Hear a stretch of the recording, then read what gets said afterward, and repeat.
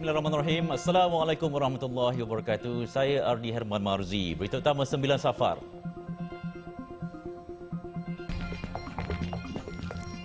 Kanak-kanak hilang ditemui lemas.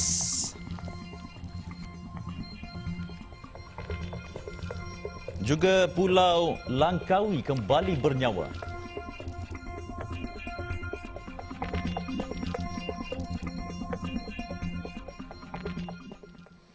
Seorang kanak-kanak lelaki berusia setahun 8 bulan yang hilang ketika dibawa bapanya ke sebuah ladang kelapa sawit di Felda Jengka 4 semalam ditemui lemas di Sungai Jempol Maran kira-kira 10.37 pagi tadi. Sebelum kejadian, mangsa Muhammad Abdullah Saiful Bahari bersama kakak dan abangnya masing-masing berusia 8 dan 6 tahun berada di dalam kereta sebelum mangsa hilang tanpa disedari. Ketua Balai Bomba Jengka Raja Muhammad Arif Raja Samsudin dalam satu kenyataan berkata mayat mangsa ditemukan tersangkut pada rebah kira-kira 1 km dari lokasi mangsa dipercayai terjatuh. Mayat mangsa kemudian diserahkan kepada pihak polis sebelum dibawa ke hospital. Operasi mencari dan menyelamat mangsa yang bermula petang semalam melibatkan bomba, polis, Jabatan Sukarelawan Malaysia Rela dan penduduk kampung sebelum ditangguhkan dan disambung semula hari ini. Sementara itu, Ketua Polis Daerah Maran, Deputi Superintendent Nur Zamri Abdul Rahman berkata, berdasarkan siasatan awal, ayah mangsa menyedari kehilangan mangsa pada pukul 1 petang apabila mangsa tiada di dalam kereta. Kakak dan abang mangsa yang berada di dalam kereta tidak menyedari mangsa keluar daripada kereta dan semasa kejadian pintu kereta berkenaan terbuka. Menyedari mangsa hilang, ayah mangsa bersama anaknya mencari mangsa di kawasan sekitar dan menemui kesan tapak kaki kanak-kanak berkenaan di tepi sungai berhampiran lokasi tersebut. Ayah mangsa kemudiannya mengesyaki anaknya itu terjatuh ke dalam sungai sebelum meminta bantuan orang kampung untuk mencari mangsa. Sementara itu, di Terengganu, kegembiraan 3 sahabat keluar memancing pada Hari Malaysia bertukar tragedi apabila salah seorang daripada mereka ditemui lemas di kampung Kesum Cik Nordin, Mane, Kuala Terengganu. Dalam kejadian 10.15 pagi tadi, mangsa Muhammad Amir Rosli Muhammad Razali, 25 tahun, dihanyutkan arus deras ketika cuba menyeberang sungai berkenaan untuk membetulkan umpan yang tersangkut. Menyedari insiden itu, rakan mangsa Ahmad Syukri Abdul Aziz 23 tahun dan adiknya Ahmad Azim 18 tahun cuba membantu dengan menghulurkan joran dan dahan kayu untuk mangsa berpaut, namun usaha itu gagal. Sementara itu, Ketua Balai Bomba dan Penyelamat BPP Kuala Terengganu, Rozizah Abni Hajar berkata pihaknya menerima panggilan kecemasan jam 11 pagi dan bergegas ke lokasi kejadian. Mangsa berjaya dikesan kira-kira 1.15 petang tadi selepas lebih 2 jam operasi mencari dan menyelamat dijalankan. Rozizah berkata mayat kemudiannya ditemui dalam keadaan tertiarap di dasar sungai oleh pasukan penyelam. Mayat mangsa kemudian diserahkan kepada pihak polis dan dihantar ke Hospital Sultanah Nur Zahirah HSNZ untuk tindakan lanjut. Baik, seorang wanita maut dalam kejadian tanah runtuh di Cameron Highlands. Kejadian dilapor berlaku kira-kira jam 3.30 petang tadi. Jurucakap Balai Bomba dan Penyelamat Cameron Highlands memaklumkan kejadian berlaku di rumah mangsa. Runtuhan tanah dipercayai berlaku akibat hujan lebat dan mangsa terperangkap dalam runtuhan yang dianggarkan pada kedalaman 1 meter. Mayat mangsa berjaya dikeluarkan pasukan penyelamat kira-kira jam 5.45 petang tadi. Mangsa dilaporkan terperangkap di ruang tamu rumahnya dan kejadian hanya membabitkan mangsa seorang. Mayat mangsa telah dihantar ke Hospital Sultanah Hajah Kalsum Cameron Highland untuk tindakan lanjut. Baik, setelah sekian lama Pulau Langkawi ditutup kepada pelancong, suasana di Pulau Permata Kedah itu hari ini kembali bernyawa selepas ia dipilih sebagai destinasi rintis pelancongan domestik. Walaupun terbatas dengan norma baru, namun ia memberi sinar buat penggiat industri dan peniaga tempatan yang terjejas teruk sebelum ini. Laporannya bersama Hanisa Hassanuddin di Langkawi. Beberapa video tular sebelum ini memaparkan bagaimana sebuah pulau yang tidak pernah lengang dengan pengunjung menjadi seperti bandar mati sejak COVID-19 melanda. Selepas berbulan-bulan sepi tanpa pelancong, Pulau Permata itu hari ini bertukar wajah. Jalan raya kembali sesak. Kedai makan yang sebelum ini tidak beroperasi mula diserbu pelancong. Malah penggiat industri perhotelan juga mampu mengukir senyuman apabila purata tempahan bilik di hotel bertaraf 4 dan 5 bintang mencapai 50%. Peniaga tempatan yang hampir gulung tikar bangkit semula untuk memajukan perniagaan. Bagi pengurus perniagaan Haji Ismail Group Sdn Berhad di Pekan Kuah, Mahmuzi Osman, beliau berharap perniagaannya kembali pulih dan mampu mencapai keuntungan melebihi 50%. Sebelum ni memang terjejas lah dari segi kemasukan pelancong pun dah kurang ataupun tiada langsung. Jadi memang bisnes kita slow sangat-sangat.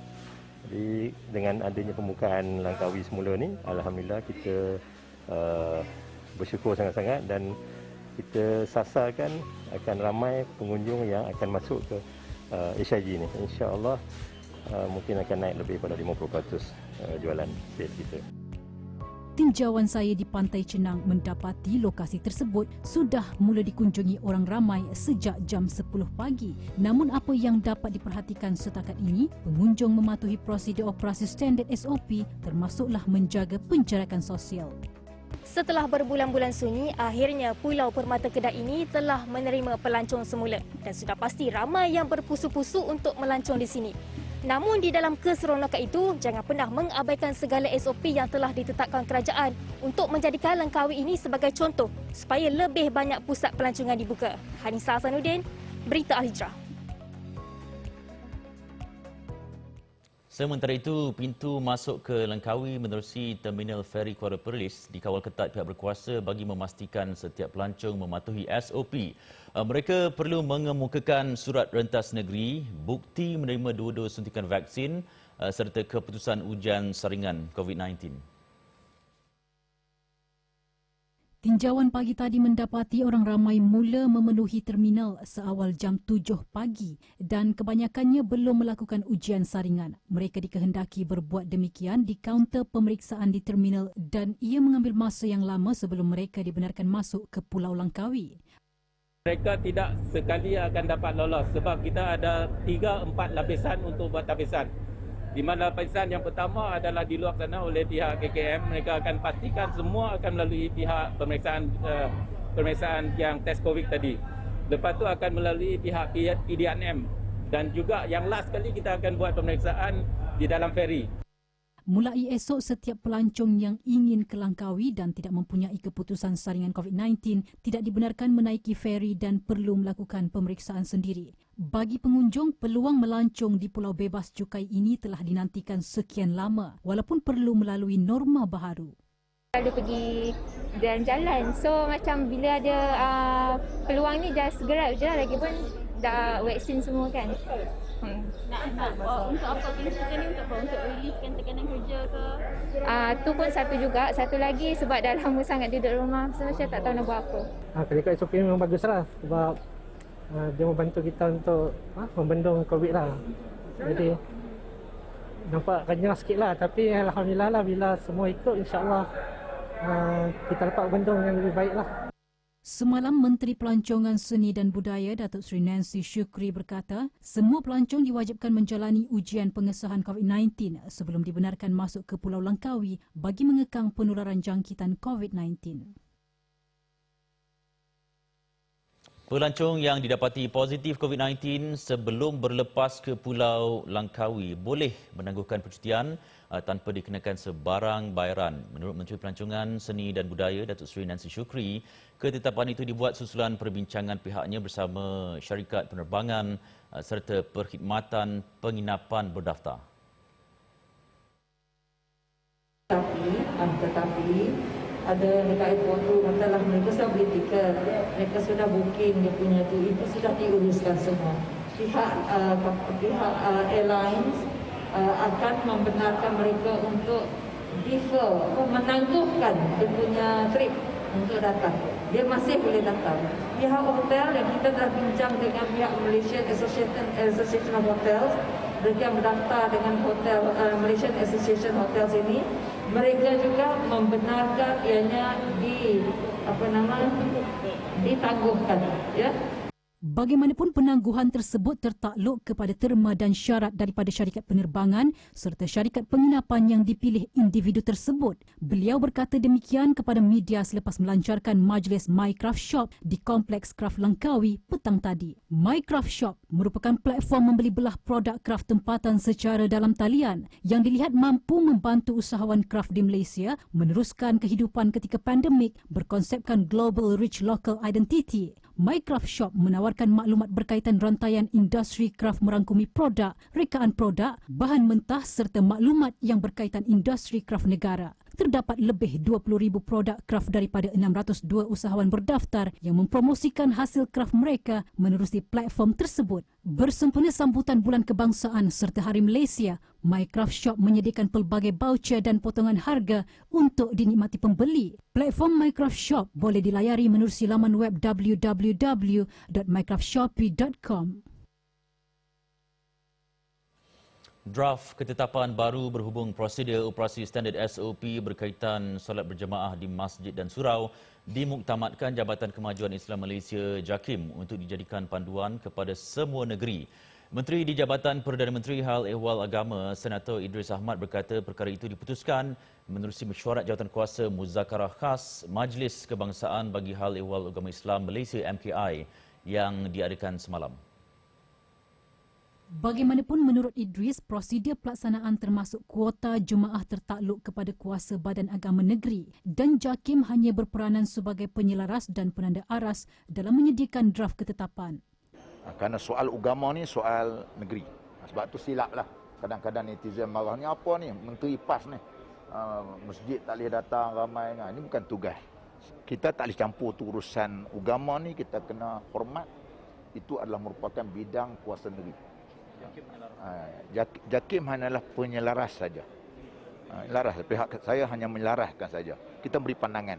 Beliau berkata demikian dalam sidang media selepas program penyerahan Food Bank Yapim dan kotak makanan Yadim di Masjid Al-Wahhab Permatang Duyung, Melaka. Mengulas mengenai wujudnya sebilangan kecil guru-guru yang enggan mengambil suntikan vaksin COVID-19, beliau menyeru supaya golongan itu memberi kerjasama kepada kerajaan dalam memutuskan rantaian COVID-19. Katanya keputusan pengambilan vaksin COVID-19 bukan sahaja berlandaskan pandangan ulama dalam negara sahaja, malahan negara Islam seluruh dunia. Jumlah jemaah solat Jumaat dan solat fardu di masjid dan surau di wilayah Persekutuan ditingkatkan berkuat kuasa 17 September. Pengarah Jabatan Agama Islam Wilayah Persekutuan Jawi, Datuk Muhammad Ajib Ismail berkata bilangan solat Jumaat di masjid wilayah Persekutuan dibenarkan sehingga 500 orang, manakala solat fardu di masjid wilayah Persekutuan sehingga 200 orang.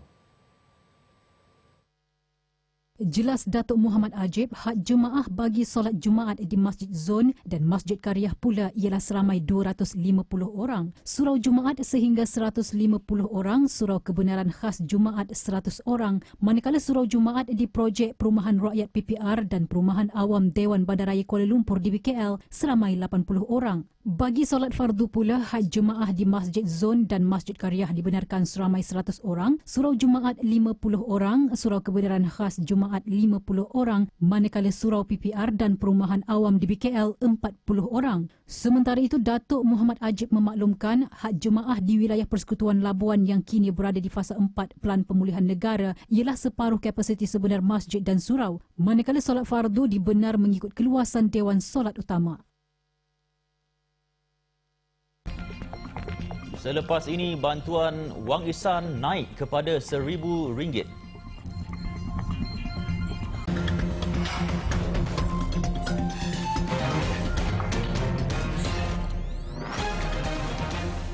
Kadar bantuan wang ihsan BWI akan dinaikkan daripada RM500 kepada RM1,000 bagi setiap ketua isi rumah yang terjejas ketika monsun timur laut.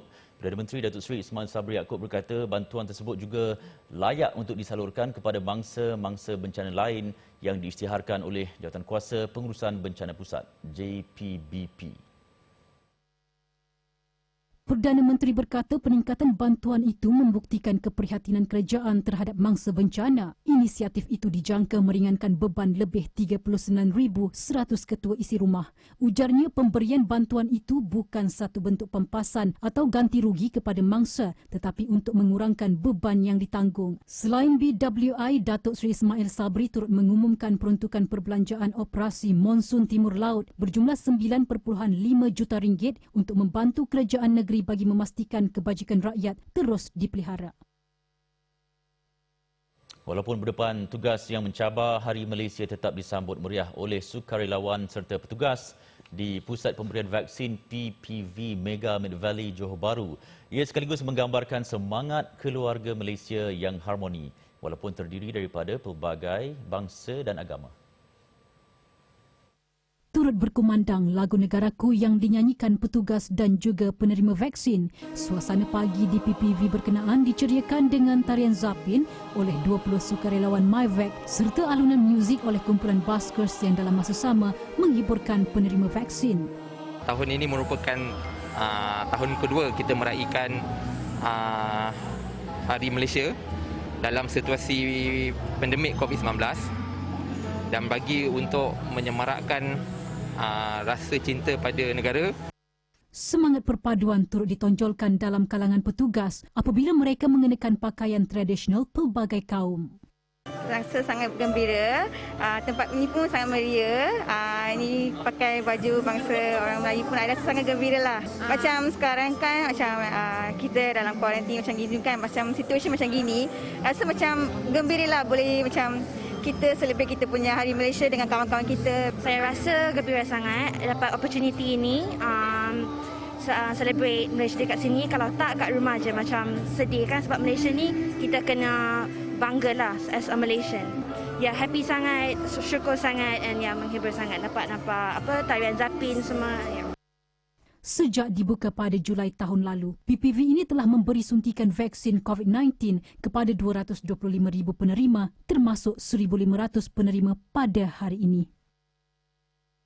Angkatan Tentera Malaysia ATM perlu sentiasa bersiap siaga dalam menghadapi pelbagai situasi termasuklah ancaman keselamatan serantau dan global demi mempertahankan kedaulatan negara. Bagi tujuan itu, Panglima Angkatan Tentera ATM Jeneral Tan Sri Effendi Buang berharap agensi keselamatan itu diberikan keutamaan oleh kerajaan dari sudut peruntukan menerusi Belanjawan 2022.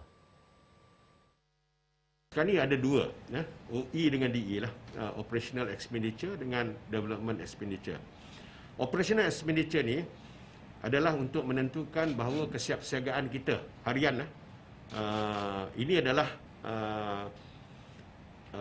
yang berbentuk gaji, maintenance dan perkara-perkara yang menentukan kita boleh melakukan operasi semasa kan.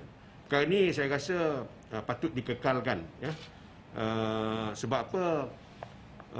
Sama ada pandemik ada ke tak ada ke, ancaman sentiasa ada ya.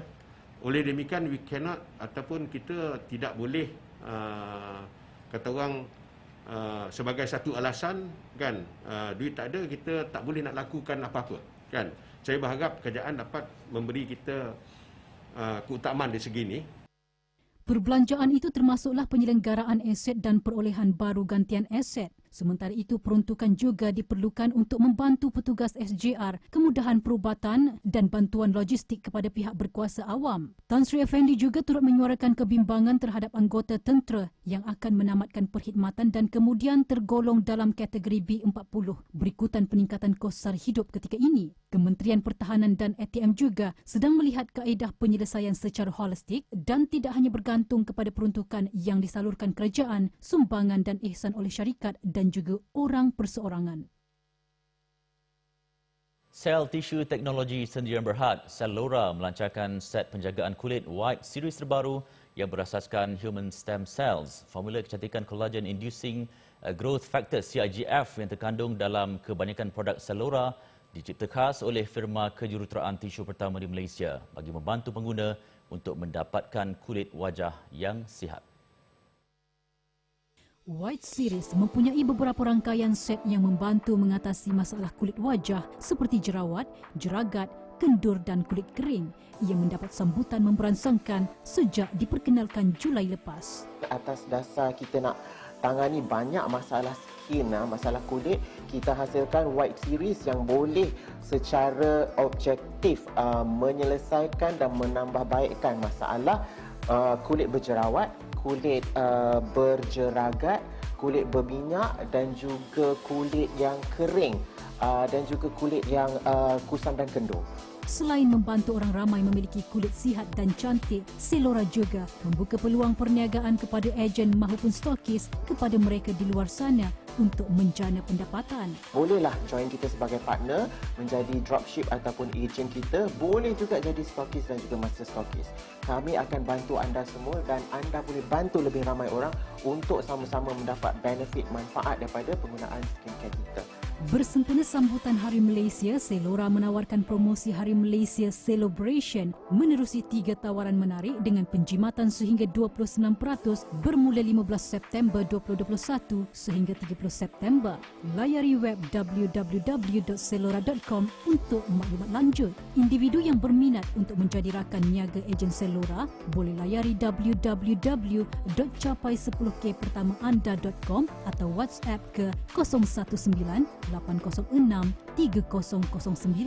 Manakala mereka yang berminat untuk menjadi stokis atau master stokis boleh WhatsApp ke 019-771-9017. Produk Selora boleh dibeli secara online ataupun ejen-ejen terlatih di laman web www.selora.com atau di kedai Shopee dan Lazada rasmi Selora Shop. Dapatkan update terkini Selora menerusi media sosial Facebook, Instagram atau YouTube Selora. Selora, kejeritaan secara saintifik yang dicemburui.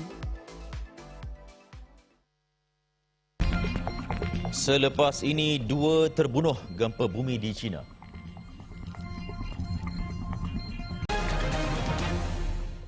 Harga barangan asas di Afghanistan diharap dapat diturunkan di bawah kepimpinan Taliban. Selain itu, penduduk juga mahu lebih banyak peluang pekerjaan ditawarkan. Menurut penduduk, antara barangan asas yang patut diturunkan ialah minyak masak dan tepung. Barang-barang asas juga, kata penduduk ketika ini, kebanyakannya diimport dari Kazakhstan dan dijual pada harga yang tinggi. Justru penduduk berharap pemerintahan Taliban bukan sahaja dapat menjamin keselamatan tetapi turut mampu memberikan kehidupan yang lebih baik. Ketua Agensi Pelarian Pertubuhan Bangsa-Bangsa Bersatu PBB sebelum ini memaklumkan Afghanistan memerlukan sokongan berterusan masyarakat antarabangsa bagi mencegah krisis kemanusiaan yang lebih besar. Sekurang-kurangnya 2 terbunuh dan 3 cedera parah dalam gempa bumi di wilayah Sichuan, barat dari China awal pagi tadi. Pusat Rangkaian Gempa China memaklumkan gempa berukuran magnitud 6.0 itu turut menyebabkan 50 individu cedera ringan.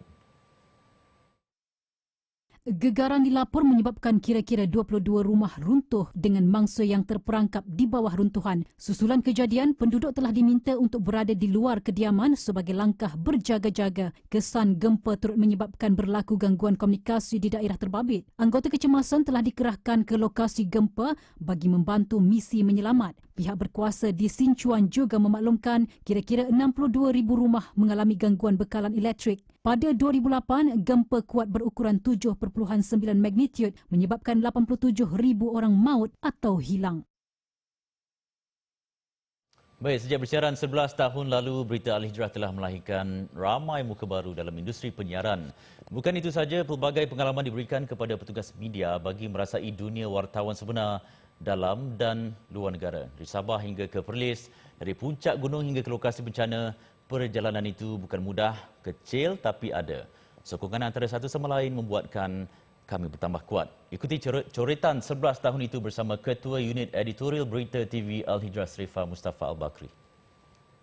Bersama hayati pengertian hijrah, nilai yang murni, panduan kita bersefahaman. Tiada apa yang mustahil jika kita berusaha dan diizinkan Allah. 2010 bermulalah cerita Bilik Berita yang terletak di Pusat Penyiaran Digital TV Al-Hijrah. Dari tampuk Syahril Kadir, Saadullah Cetno, Fazil Aziz, Shifan Indra, Razali Awang, Zainal Rashid Ahmad dan akhir sekali Adi Harman Mazi, semuanya menyumbang kepada kedudukan berita Al-Hijrah hari ini, memberikan yang terbaik dari seluruh pelosok dunia.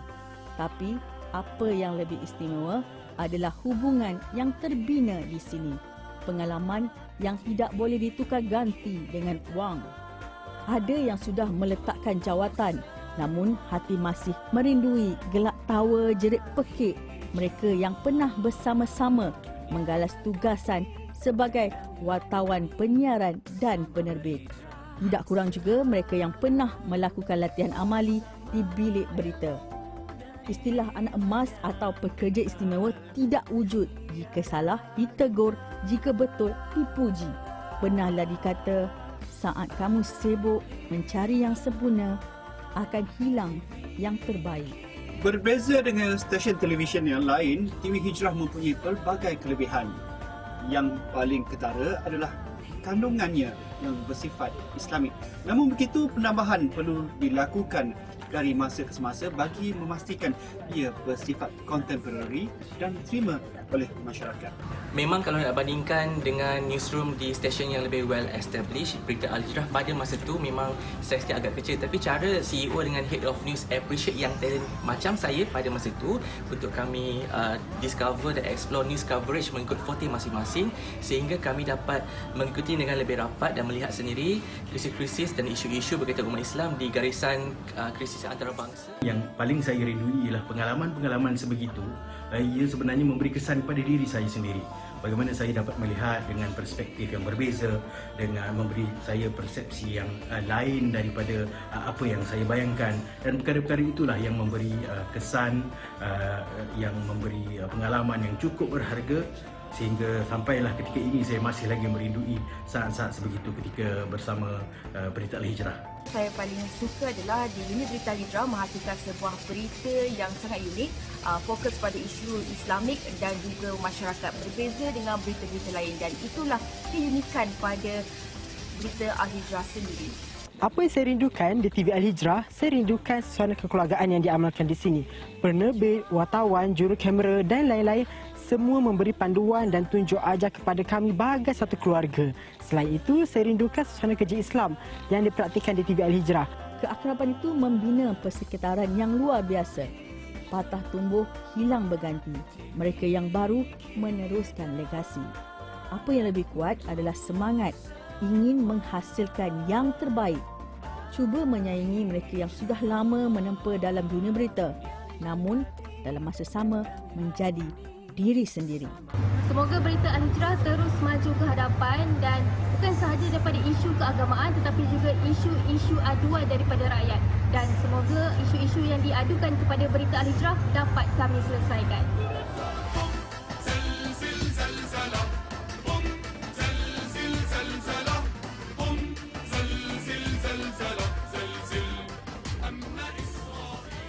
Selain berita dalam negeri yang menjurus kepada kandungan Islamik, kami di Berita Al-Hijrah juga berterusan memaparkan perjuangan, pengorbanan rakyat Palestin dan negara Islam lain. Kami juga tidak lupa membantu mereka yang memerlukan. Susah senang tetap bersama.